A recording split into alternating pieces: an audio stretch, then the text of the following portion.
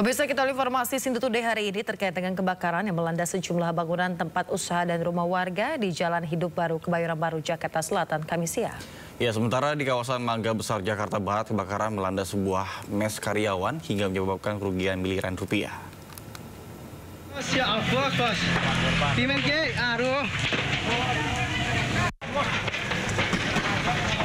Waspada kabelnya. Kobaran api dengan cepat membakar sejumlah bangunan usaha dan rumah di Jalan Hidup Baru, Kebayoran Baru, Jakarta Selatan. Besarnya api membuat warga dan pedagang sekitar panik. Mereka mencoba memadamkan api dengan alat seadanya. Diduga kebakaran terjadi akibat korsleting listrik dari salah satu kios, kemudian merembet ke bangunan lainnya. Setelah berjibaku selama 1 jam, petugas akhirnya berhasil memadamkan api. Tak ada korban jiwa dalam peristiwa ini, sementara kerugian ditaksir mencapai ratusan juta rupiah.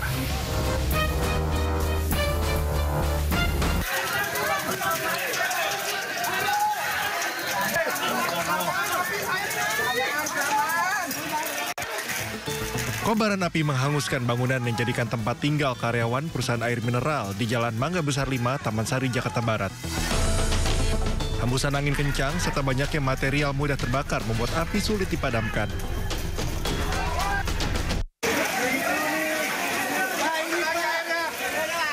Petugas pemadam kebakaran dibantu warga langsung melakukan upaya pemadaman.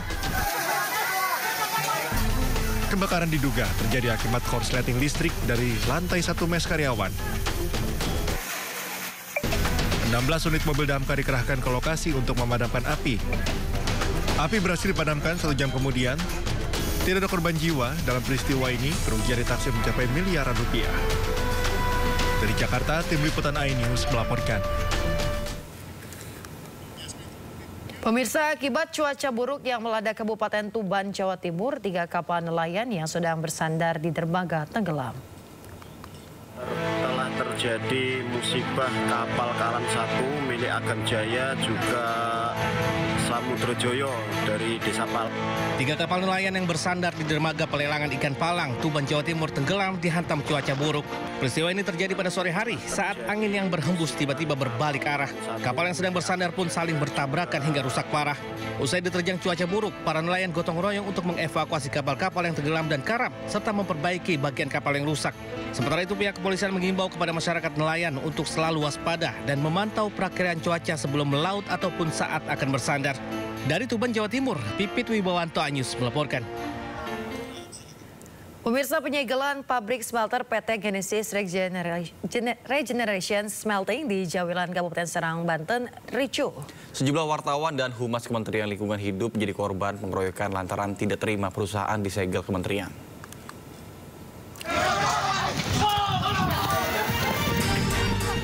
Beginilah arogansi ormas dan oknum brimob yang berjaga di perusahaan PT Genesis Regeneration Smelting Jawilan, Kabupaten Serang, Banten. Wartawan dan Humas Kementerian Lingkungan Hidup mengalami pengeroyokan. Aksi pengeroyokan dipicu adanya penyegelan perusahaan yang bergerak di bidang pengolahan limbah B3 impor. Perusahaan ini juga tidak mengantongi izin dan berdampak buruk terhadap lingkungan.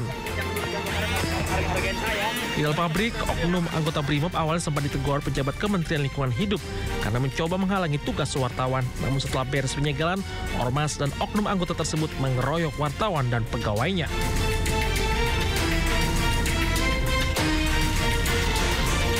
Pabrik smelter sebelumnya sudah pernah disegel pada bulan Februari lalu, namun tetap beroperasi kembali. Pabrik ini juga diketahui mengimpor timbal, namun proses pengolahannya tidak sesuai aturan, bahkan diduga mencemari lingkungan.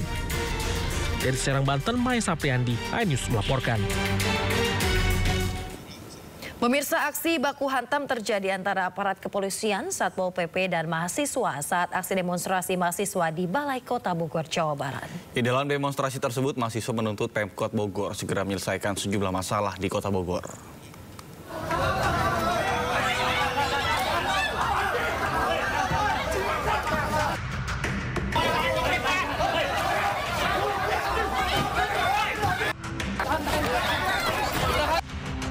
Kericuhan antara mahasiswa dengan aparat Satpol PP dan juga pihak kepolisian Kota Bogor mewarnai aksi unjuk rasa puluhan mahasiswa di Balai Kota Bogor, Jawa Barat pada Kamis sore. Kericuhan bermula saat aparat Satpol PP mencoba memadamkan api, namun diadang masa aksi hingga berujung aksi baku hantam.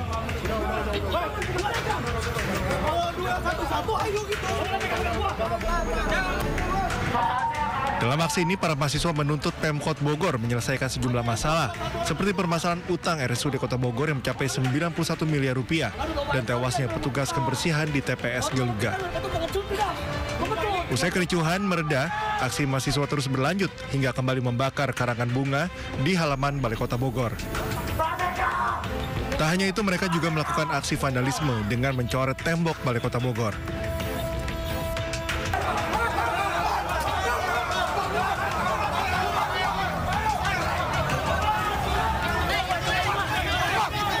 Aparat kepolisian yang berjaga kemudian memukul mundur para mahasiswa hingga kembali memanas dengan petugas.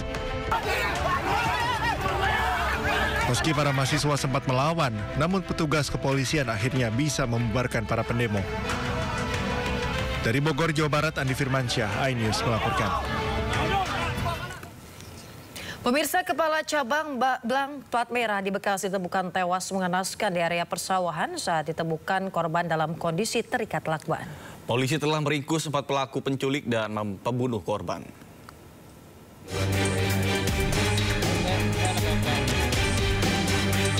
Warga desa Nagasari, Serang Baru, Kabupaten Bekasi, Jawa Barat digemparkan dengan penemuan jasad seorang pria di area persawahan dengan kondisi korban terikat lakban di bagian wajah, tangan, serta kaki. Jasad korban pertama kali ditemukan oleh warga yang tengah mengembalakan hewan ternak dan langsung melapor ke pihak desa setempat. Sejumlah petugas kepolisian yang tiba di lokasi langsung melakukan olah tempat kejadian perkara dan memasang garis polisi. Dari keterangan polisi, korban merupakan kepala cabang bank BUMN di kawasan Cempaka Putih. Sebelumnya, CCTV merekam detik-detik saat korban diduga diculik di parkiran pusat perbelanjaan di wilayah Jakarta Timur. Dalam video berdurasi 38 detik, korban yang hendak masuk ke dalam mobil miliknya tiba-tiba disekap dan dimasukkan ke dalam mobil yang parkir bersebelahan dengan mobil korban oleh sejumlah orang. Kini polisi telah mengamankan 4 orang pelaku, 1 orang pelaku masih dalam pengejaran polisi. Tim Liputan iNews melaporkan. Pemirsa, seorang siswa SMP tewas dibunuh temannya sendiri lalu jasadnya dibuang ke parit di Deli Serdang, Sumatera Utara. 4 pelakunya merupakan tetangga korban yang sempat merekayasa kematian seolah-olah kecelakaan.